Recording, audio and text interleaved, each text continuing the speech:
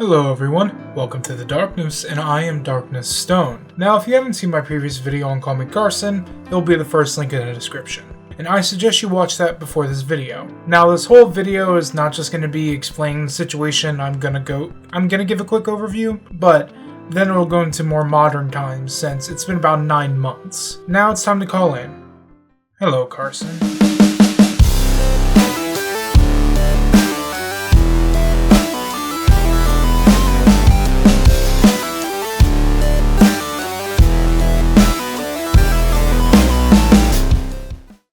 Now here's the backstory to the situation in case you decided not to watch my first video. CallMeCarson got pulled into a drama as it was found out he had been inappropriately texting a fan of his who was 17 and he was 19 at the time, which honestly isn't the problem. Some people have been trying to call him a pedophile for this, and if you are, you're acting stupid and you need to read a book. Learn what the definition is about before you try to speak on it. He did get sexual in these texts, which honestly he shouldn't have done. When one party is underage, you should avoid any kind of sexual talk. That's kinda obvious, so I will move on. The biggest issue in that aspect was the power dynamic and the way Carson talked to the girl. Trying to be in a relationship with a fan isn't bad. I mean, PewDiePie married Marzia, who was a fan before getting in a relationship with Felix. It's honestly up to the YouTuber to act correctly and do things right, like any relationship. The way Carson acted in the relationship is what made it the issue, not the fact that the relationship was a thing. I mean, if they were both underage, no one would have an issue. I mean, like, they could be going to the same high school. The other issue was Carson's friends and roommates. And the reason they were a problem is because Carson betrayed their trust. Thus also made the last talking point more of an issue. Carson had been texting sexually with fans since March 2020, and he was in the worst mental state of his life, and his friends took huge ass leaps to help him. Having him see a therapist, helping him stop obsessing over social media, stopped him from deleting everything, and supported him through all of his mental turmoil. This behavior, however, never stopped to anyone's knowledge, even when his friends tried their best to help him. Schlatt distanced himself, and Travis and others spoke up. Then everything broke through. Carson completely ghosted the internet. He didn't respond to any backlash or anything of the sort. He just kind of poofed gone. He didn't explain himself. He didn't say why he did things. Nothing. He didn't make another Twitter account which was private, which I never got access to. He did eventually come back to Twitter asking people to commission, and then moved to their newest video, which was an announcement of him doing a year of charity streaming. I wish to respond to this video as well as give my thoughts on possibly redeeming Carson. Now I will say that I think most people can be redeemed. There are more exceptions than I like to admit to this, but I'm hoping this is not the case. Now we will quickly go through Carson's moving forward video. Hey guys, it's been a while. This isn't going to be your average YouTuber apology video, and I'm not going to make it long and drawn out. I've learned a lot this past year. I'm not seeking forgiveness, nor am I looking to make excuses. Well, forgiveness is always good to ask for, but if you don't need it, that's fine. I'm also glad you are not making excuses for your actions. This is a good starting point. I'm sure some of you are expecting some long drawn out video explaining my truth of the situation. But I have no intentions of doing that. I'd much rather just tell you what I can do in the future. For the next year, I plan to donate 100% of my profits to charity, with a different charity being the focus each month. Now, before you start thinking of this as an excuse to sweep things under the rug, that's not what this is. I'm doing this because I want to turn a negative situation with a lot of eyes on it into something positive that can help a lot of people. I'm going to officially come back to streaming on September 1st at twitch.tv/CallMeCarson live, and I'll go into a little bit more detail about how this year of charity will work. Well, it's honestly great you are giving the charity, which is an amazing start. I just hope you, Carson, realize that charity itself isn't what caused everything to go downhill for you. It was your actions to your fans and your friends. But to help you along, I'll recommend ASAN and the Trevor Project. Those are wonderful charities with a lot of good people behind them. I'm not going to answer any specifics of the situation with me, nor am I going to do anything to cause any more drama than there already is. Genuinely, I just want to do my own thing and raise money for some people that need it more than me. What? What? I understand not stirring up drama, but one thing you should do is clear things up. You say after this that you just want to move forward and help people, but you also need to help those you hurt before. The rest of the video is just promotion, so we'll not follow up on that, but my point is still standing. You betrayed the trust of those close to you, Carson. Not only the fans who you got in a relationship with, but also those who supported you throughout 2020. Your roommates and Schlatt are wonderful examples of this. They stayed up in calls to help you, talked you down, and did their best to keep you in shape. They did all they could, yet you didn't change. We have no idea if you even apologized to these people who you screwed over. I even tried to email you to see what you'd be willing to answer. I sent him these questions. 1. How's your therapy doing? 2. Did you apologize to Schlatt, Joko, and the others in private? I won't request screenshots because they're private, but I'm just asking if you did. 3. Did the sexting/texting stop? 4.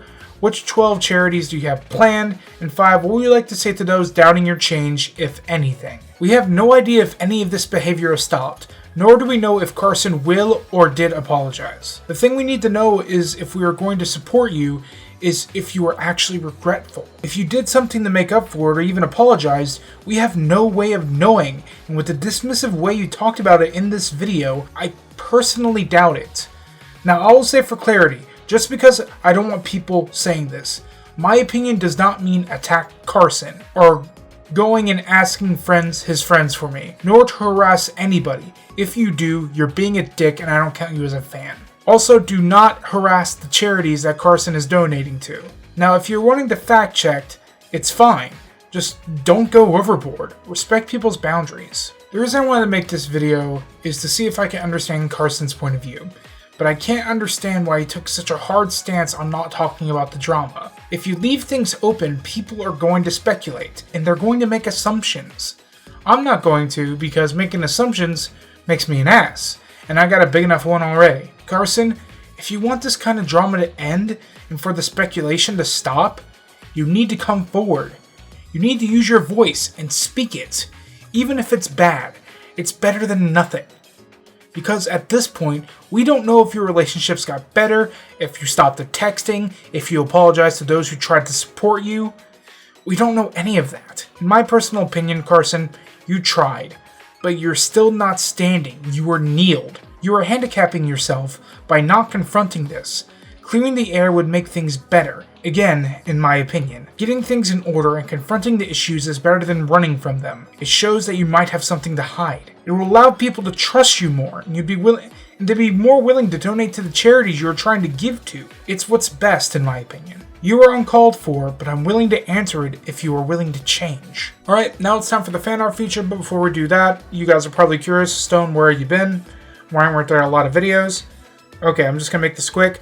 1. School started up again. I'm in college. I'm taking 3 classes and I'm struggling.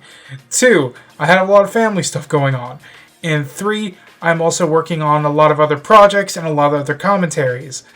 I got a few in the works. I have a collab with the Cloud Palace, all sorts of other stuff going on. So that's why I have been fairly busy and I have a lot of projects juggling at once. Now on to the actual fan art feature. The first one we got is from Ariel Light Furo on Discord.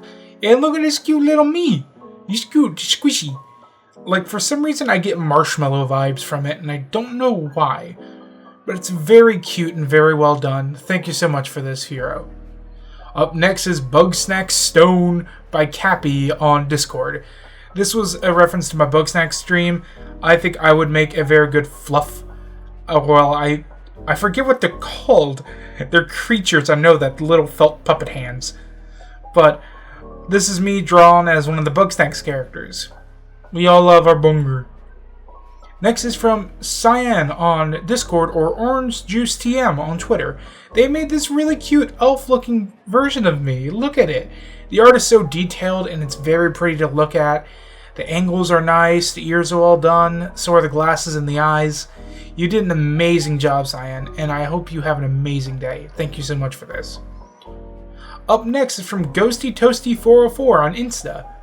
Look at this amazing artwork. Just the big old eyes. You could fluff the scarf. Even though it's the old design, I still love it a lot. Thank you so much for this. Up next is from Ham on Discord. You gotta love him, dude. But this is dark falling into the sky, and it is very beautiful. The clouds are very well drawn, so is dark.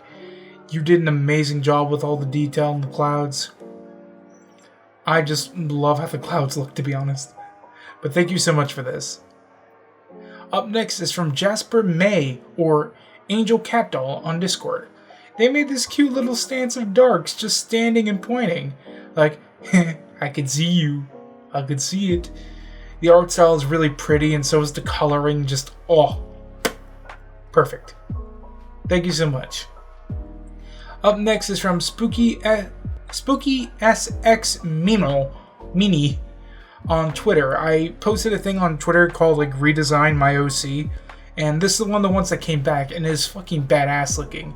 Everyone really seems to think Dark gives off a really good steampunk aesthetic, but I honestly love the look of this art and all the detail, the fire. Oh my god, it's so good. Thank you so much for this. Up next, we have my current phone background, which is from Capcurious Jester on Discord or on Twitter. They made this beautiful piece of Dark standing up menacingly. He is ready to take all of the evidence and show you what can be done. It's a very lovely piece with wonderful amounts of shading and glow, and thank you so much for that. Up next is from the Lonely Artist on Discord, and he do look a little lonely though, you need a hug. But the art style in this is very, very nice.